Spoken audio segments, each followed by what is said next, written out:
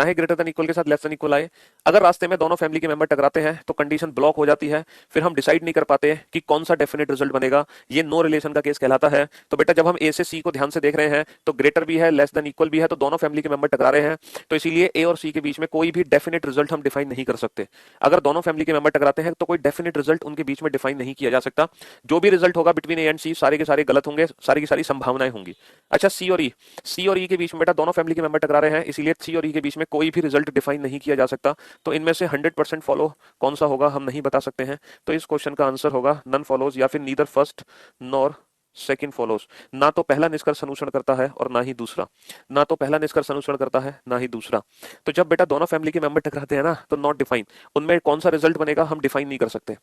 चाहे ग्रेटर के साथ लेस देन आ जाए तो भी नो रिलेशन, चाहे ग्रेटर के साथ लेस देन इक्वल आ जाए तो भी नो रिलेशन, चाहे ग्रेटर देन इक्वल के साथ लेस देन आ जाए तो भी नो रिलेशन, चाहे ग्रेटर देन इक्वल के साथ लेस देन इक्वल आ जाए तो भी नो रिलेशन।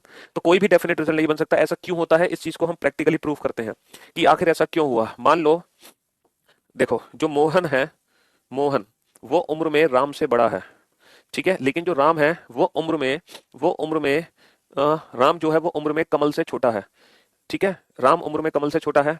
अब मैं आपसे कुछ निष्कर्ष यहाँ पे पूछना चाहूंगा कि भैया जो मोहन है बताओ वो कमल से बड़ा है 100%। दूसरा, जो मोहन है क्या वो कमल से छोटा है, बताओ। या फिर तीसरा कि जो मोहन है वो कमल के बराबर है, या फिर मोहन कमल के बराबर है। चौथा, जो मोहन है कमल से बड़ा या बराबर है, कमल से बड़ा या बराबर है। या फिर जो मोहन है वो कमल से छोटा या बराबर है, कमल से छोटा या बराबर है।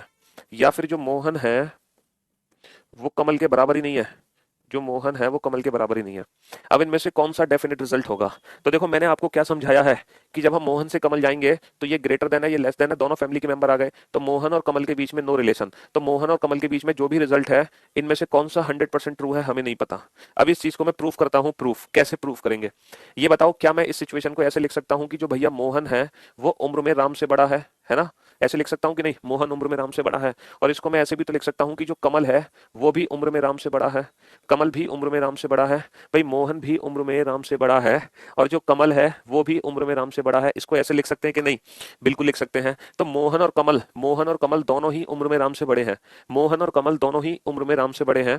तो मान लो दो व्यक्ति राम से बड़े हैं, तो इन दोनों की उम्र में क्या संबंध है, क्या आप बता सकते हो। सर हम कैसे बता देंगे, हैं कैसे बता दोगे। मान लो आप, जो भी आपका नाम है, आप भी बेटा राम से बड़े हो और मैं भी राम से बड़ा हूं, तो हम दोनों की उम्र में क्या रिलेशन है ये कोई डिसाइड नहीं कर पाएगा। तो प्रैक्टिकल सोच के देखो कि